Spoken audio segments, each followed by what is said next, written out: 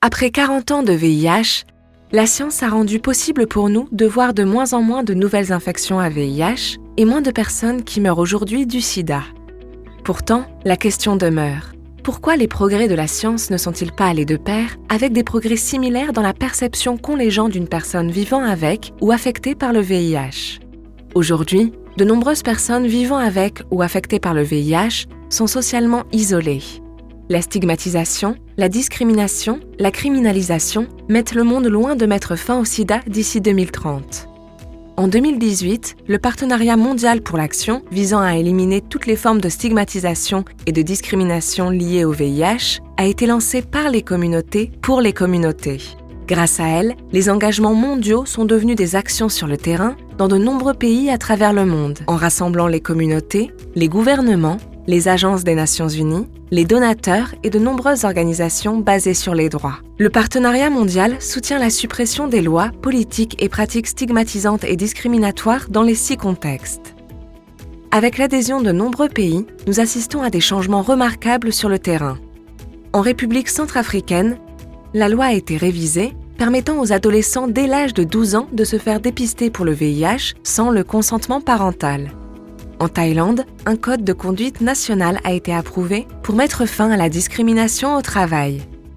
En Jamaïque, un plan opérationnel quinquennal pour les droits de l'homme a été préparé en accord avec les partenaires, en mettant l'accent sur l'amélioration du suivi, de l'évaluation et de l'apprentissage qui guide tous les aspects de l'épidémie de sida. En Iran, une réglementation qui garantit les services de santé sans stigmatisation ni discrimination a été appliquée. En Ouganda, les attitudes stigmatisantes ont été modifiées grâce à la musique et à des émissions débats faisant la promotion du traitement du VIH, autonomisant les personnes vivant avec et affectées par le VIH et améliorant leur santé mentale.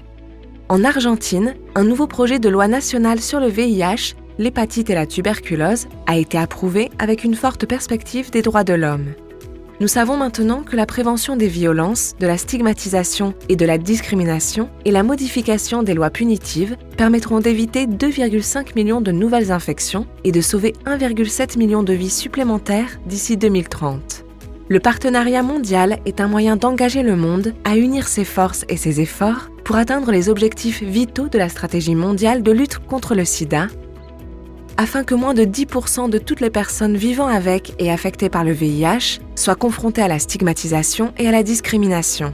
Que moins de 10% des pays ont des lois qui criminalisent et entravent la justice pour les communautés touchées par le VIH et que moins de 10% des femmes, des filles et des personnes affectées par le VIH sont victimes des inégalités entre sexes et des violences sexistes. Ensemble, nous pouvons y arriver et ne laisser personne de côté. Nous connaissons le chemin qui permettra que toutes les personnes jouissent de leurs droits humains et réalisent leur plein potentiel en matière de santé, de dignité et de bien-être. Alors faisons en sorte que cela se produise. Unissons nos forces pour un partenariat invincible. Découvrez comment rejoindre et collaborer avec le partenariat mondial dès maintenant.